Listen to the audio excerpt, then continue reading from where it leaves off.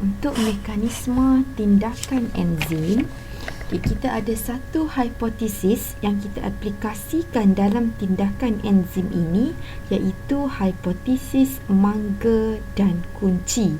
Kenapa digunakan dengan mangga dan kunci?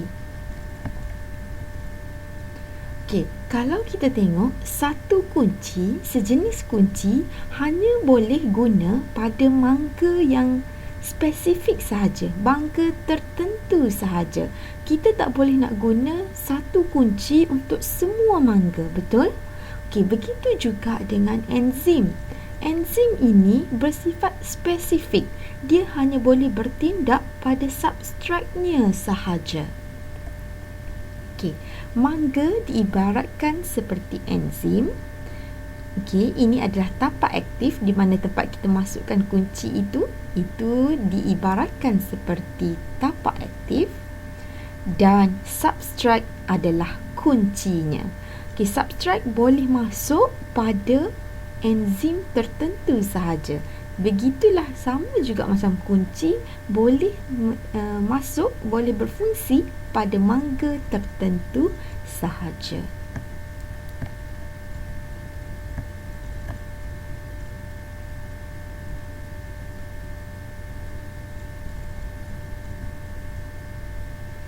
Okey, contohnya kita ada 3 jenis enzim yang berbeza.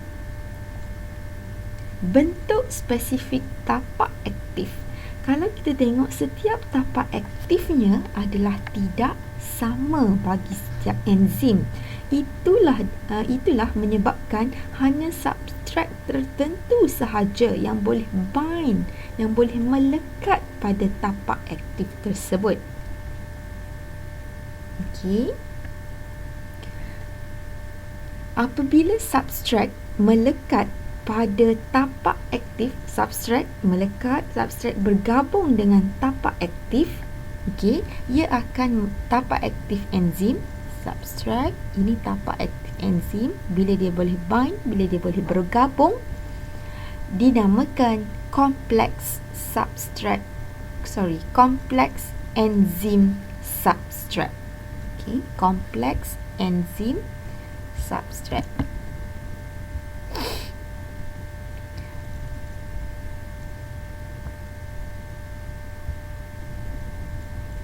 Okey, ini bukan kompleks substrat enzim, kompleks enzim substrat. Setiap enzim mempunyai tapak aktif yang berbentuk spesifik. Enzim substrat. Tapak aktif dapat bergabung dengan molekul substrat. Okey, bentuknya adalah saling melengkapi. Okey, tapak aktif dapat bergabung dengan molekul substratnya sahaja membentuk kompleks enzim substrat. Ini yang betul, kompleks enzim substrat. Kompleks enzim substrat ini akan terurai membentuk produk. Okay. Ingat, yang pertama, substrat yang spesifik akan menghampiri enzim. Kemudian substrat bergabung dengan tapak aktif membentuk kompleks enzim substrat. Kemudian berlaku tindak balas dan hasilkan produk.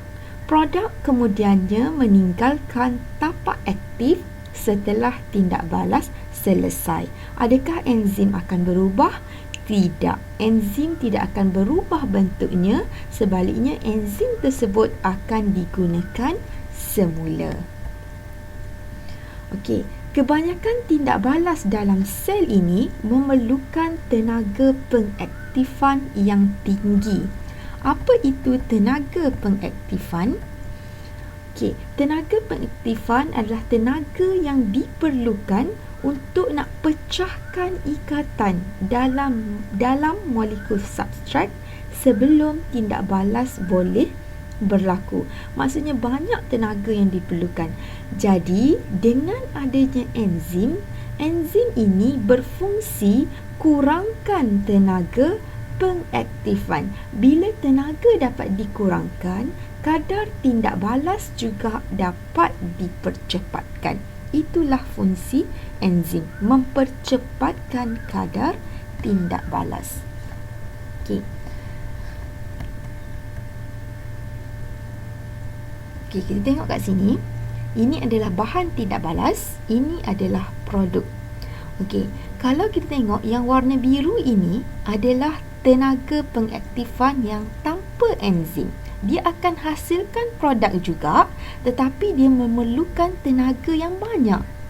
Okey, berbanding dengan yang merah tu adalah tenaga pengaktifan dengan penggunaan enzim.